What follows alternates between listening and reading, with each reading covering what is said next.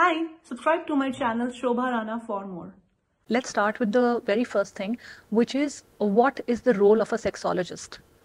मैं भी सेक्सोलॉजिस्ट हूँ, ठीक है, पर सेक्सोलॉजी एक बहुत ब्रॉड टर्म है. तो सेक्सोलॉजी इज़ लाइक कि अ शेफ़. तो it can be a Chinese chef, it can be Italian chef, it can be somebody who कुक्स Indian food. तो उसी तरह सेक्स भी एक बहुत वाइड टॉपिक है. तो सेक्स के अंदर साइकोलॉजिकल इश्यूज़ भी होते हैं, रिलेशनशिप इश्यूज़ भी होते हैं, सेक्स में एक्चुअल जो सेक्सुअल फंक्शन है उसका इशू भी होता है. बच्चे नहीं हो रहे वो भी सेक्सोलॉजी में आता है, ठीक है. मेंस के इश्यूज़ है जैसे इरेक्शंस के, टाइमिंग के, या फिर स्पर्म प्रोडक्शन के, या एनाटॉमिकल इश्यूज, वो भी सेक्सोलॉजी में आते हैं. वुमेन सेक्स भी सेक्सोलॉजी में आता है. तो सेक्सोलॉजी में डॉक्टर्स कई तरीके के होते हैं. तो सेक्सोलॉजी एक ब्रॉड टर्म हो गया. Sexologist, so anybody who is a psychiatrist or who is a gynecologist or who is a urologist or even somebody who is a medical doctor can classify himself as a sexologist if his interest area or if his treating area is treating sexual functions. But ये एक मरीज के ऊपर है या एक patient के ऊपर है कि वो उसमें से किस तरह के डॉक्टर को आइडेंटिफाई करे. हेल्दी सेक्स लाइफ का मतलब क्या होता है? Healthy sex life means that जब करना है तब कुछ हो रहा है, ठीक है. आप पूरी तरह से इरेक्ट हो सकते हो. आप एक समय के लिए अपने आप को इरेक्ट रख सकते हो. आपकी जो पार्टनर है उनको आप पेनिट्रेट कर पा रहे हो, उनको आप सेटिस्फाई कर पा रहे हो, उनका ऑर्गेजम भी आ रहा है, ठीक है. और आपके बीच में एक इमोशनल और मेंटल हेल्थ या इमोशनल मेंटल सेटिस्फैक्शन है, ठीक है. उनको जो है, जो पार्टनर है वो भी खुश है और आप भी खुश हो, तो फिर हेल्दी सेक्स लाइफ हो सकता है कि वो सिर्फ महीने में 2 बार मिलने से भी किसी आदमी को, किसी कपल को सेटिस्फैक्शन हो रही है, और हो सकता है कि वो महीने में रोज़ मिल रहे तब भी सेटिस्फैक्शन नहीं हो पा रही हो. अगर हम सेक्स को 3-4 अलग अलग लेंस से देखें, one could be a physical lens कि आप physically your organs are involve, आपके मस्कुलर ग्रुप्स इन्वॉल्व है, पेल्विक फ्लोर इन्वॉल्व है, तो एक तरह से आपकी फिजिकल कैपेसिटी पे भी मुझे लगता है शायद डिपेंड करता है.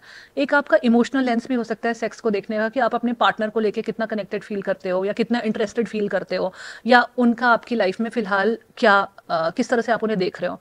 एक सोशल सोसाइटल वे भी है सेक्स को अप्रोच करने का कि इस तरह का ही सेक्स सही क्वालिफाई किया जाएगा, या इस तरह से होना चाहिए, या इस क्लाइमैक्स तक पहुंचना चाहिए. तो डिफरेंट लेंस के थ्रू सेक्स को help me understand that what is a healthier way to customize a definition.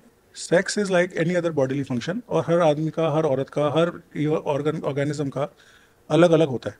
It is not common. Like it is like similar to food habits. सब कोई लोगों को ज़्यादा भूख लगती है, किसी को कम लगती है, कोई ज़्यादा खाता है, किसी को कम खाता है, किसी को खाना डिफरेंट सूट करता है.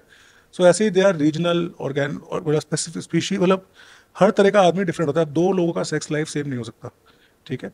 प्रॉब्लम क्या है कि सोशल मीडिया और आज के जो मीडिया इंड्यूस्ड इंफॉर्मेशन है वो इतना स्टैंडर्डाइज कर दी गई है कि नहीं, सेक्स ऐसे होना चाहिए, यही साइज होना चाहिए, यही हार्डनेस होनी चाहिए, यही टाइमिंग होनी चाहिए.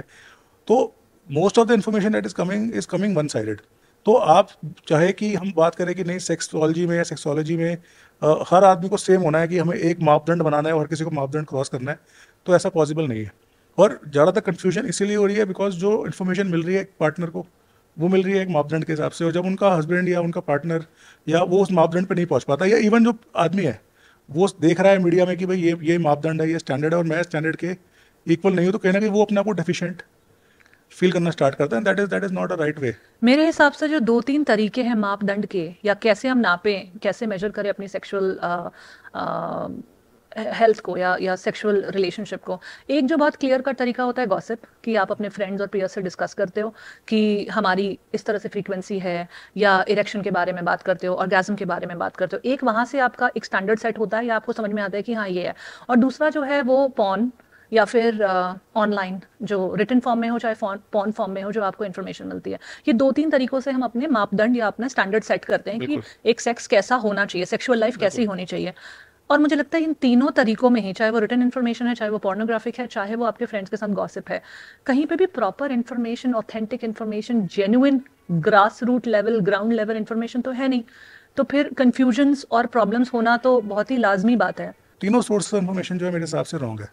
पहली बात है गॉसिप. तो गॉसिप तो मेरे हिसाब से हेड से है.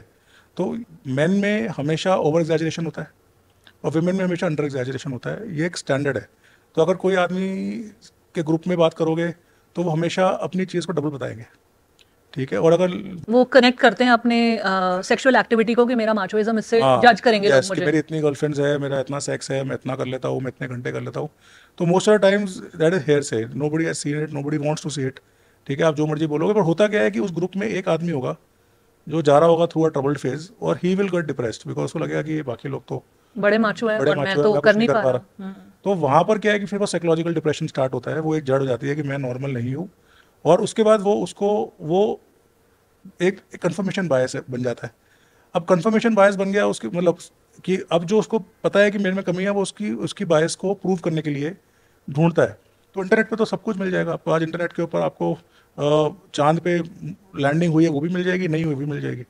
तो जो जो आर्टिकल्स उसको लगते हैं कि मेरे कंफर्मेशन बायस को कंफर्म कर रहे हैं, वो उनको फॉलो करता है। इंटरनेट पे इंफॉर्मेशन सही है, पर इंटरनेट पे सही इंफॉर्मेशन को एक्सट्रैक्ट करना is not easy. Third problem है कि सोशल मीडिया पे जो इन्फॉर्मेशन आज के दिन आ रही है वो ऑथेंटिक सोर्सेज से नहीं आ रही है।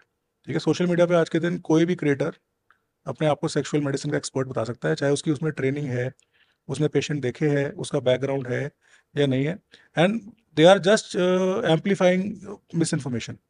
ठीक है, वो उसको इतना एम्पलीफाई कर देते हैं कि जो परेशान आदमी है वो उस एम्पलीफिकेशन के अंदर और परेशान हो जाता है, and then end of the day treatment तो मिलता नहीं है, क्योंकि ट्रीटमेंट जरूरत ही नहीं है। ठीक है, ही इज नॉर्मल। आपके पास ऐसे केसेस मेरे आते पास हैं? बहुत केसेस आते हैं। So I think 30% of my practice is only myth resolution and counselling.